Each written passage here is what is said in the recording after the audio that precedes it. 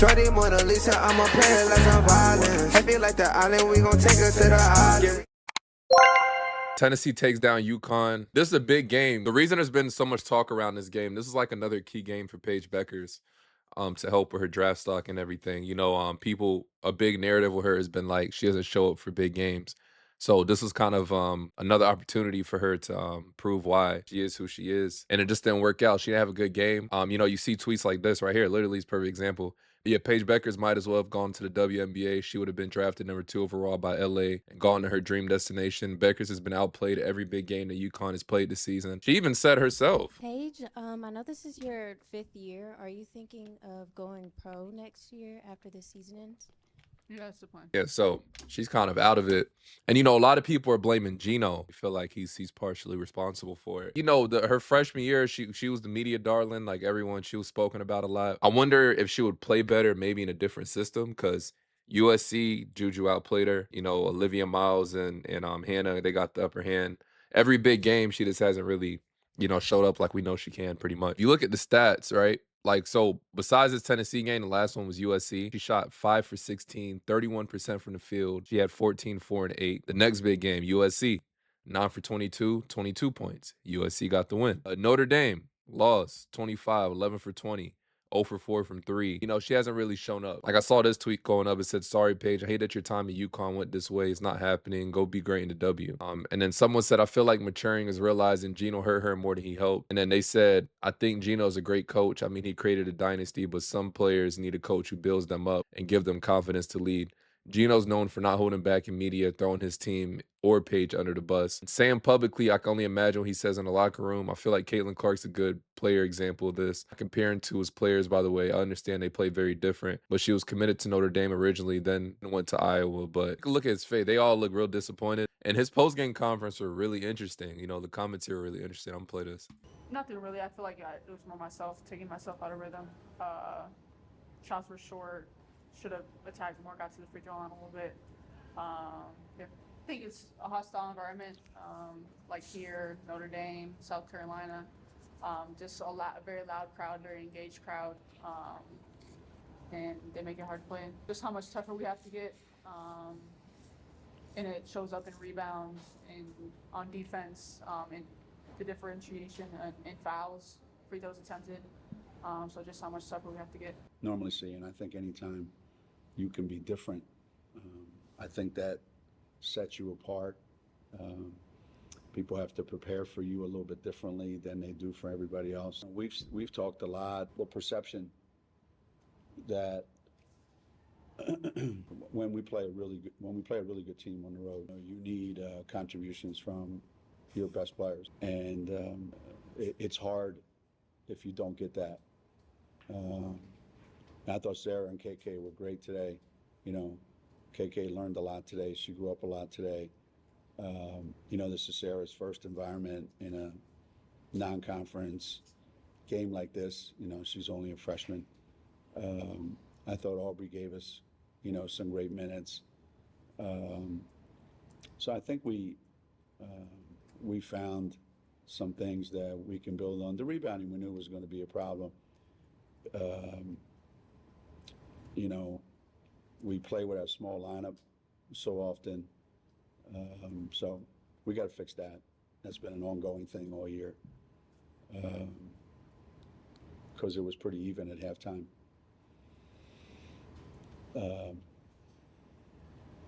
Yeah, but the bottom line is, you know, we have some players on our team that are supposed to be our best players, and they got to play better. So there's two. And that's part of what the person who tweeted was saying. He saw he kind of like threw Paige under the bus. You got to play better. Which, I mean, this you could look at it two ways. It's for some it's good coaching. For others, it's like, damn, you throwing your players under the bus. You're not taking no accountability as a coach. You know what I'm saying? There's a lot of different ways you could look at it. Everybody looks at this different, but I could see it from both sides. Paige wants the ball in her hands all the time. Then when they trap her, she don't want the ball in her hands. So now we try to get her moving from, you know, one thing to another, moving without the ball. And, you know, it's so-so. So we've got to come to some sort of definitive thing here, how we're going to handle it. But Right now, it's not. It's not the winning edge for sure. And passing up stuff, like I don't get it. Some of them were probably ill-advised, or rushed. I thought, like Aubrey's pass to Sarah, that was theoretically a 3-point shot, which I don't know why she even took it, but it ended up being a pass to Sarah for a layup. So some were really ill-advised. I thought most of them, we had pretty good looks at all of them, and we just didn't make them. And we normally do, like you said. When you look at the stat sheet, points from turnovers, 24-19 UConn. Points in the paint, 42-42. Second chance points, 12-11. Fast break points, 26 for UConn, 14 for Tennessee. Bench points, 26 for UConn, 20 for Tennessee. You think we won the game, huh? But that's not really, indicative. Stat sheets lie a lot to a lot of people, because there was big plays that had to be made, big stops that we had to get, big bucket that we have to make, and crucial points in the game, and we didn't make them. And when two good teams are playing, that's the difference maker. Comforting, I guess, to know that you're bringing someone off the bench that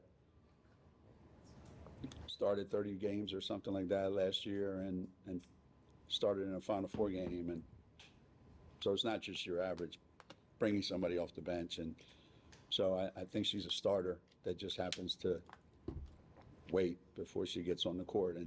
And she's getting a better feel for herself, what she wants to do. Yeah, there were a couple things she did today that make you scratch your head, but I thought she was the most competitive player for UConn today. And I think that means a lot to her. And I think getting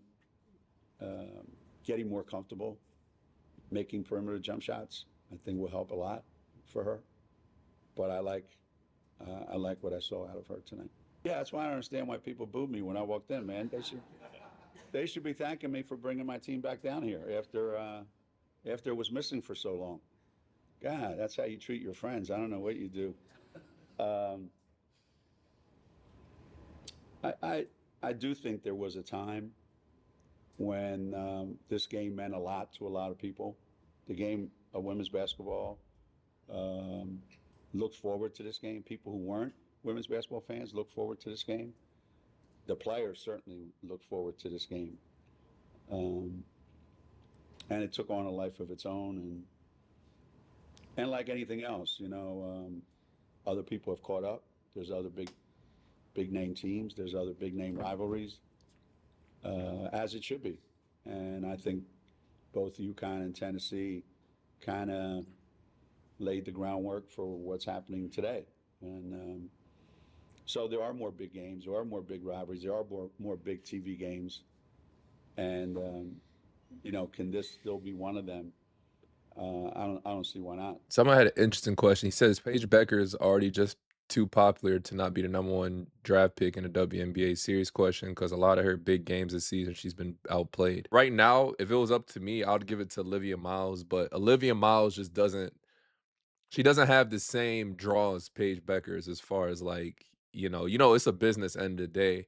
And out of anyone in this draft, Paige Bueckers puts the most people in seats. People route Paige Bueckers. I route Paige Bueckers, but she puts people in seats. We know she's having a tough stretch, but everybody knows how good she is. And what I've seen from other players, I'll give it to Olivia Miles. Or if Juju was in this, I definitely would give it to Juju first. You know what I'm saying? I think she would be the one to go #1 over her. But teams just aren't going to miss out on that opportunity for what she could bring to their team. The W's still early, like as far as growth, for their own lead. So I see her. She probably still goes number one, in my opinion. I don't know how much leeway Geno's giving her based on, Geno's comments and also the game. It sounds like he's really frustrated, like overall with, her play in big games, because he said, you guys heard what he said. He said when she's double teamed, she passes it. He wants more touches. He tried to get her off the ball. So he sounds kind of like frustrated, like he don't know what he want to do. I think even as a coach, he's in a tough spot. I don't know. That's really interesting to me. Y'all let me know your thoughts on that. I thought that was his comments really interesting in my opinion, but let me know your thoughts on that in the comment section. And as always, it's your boy.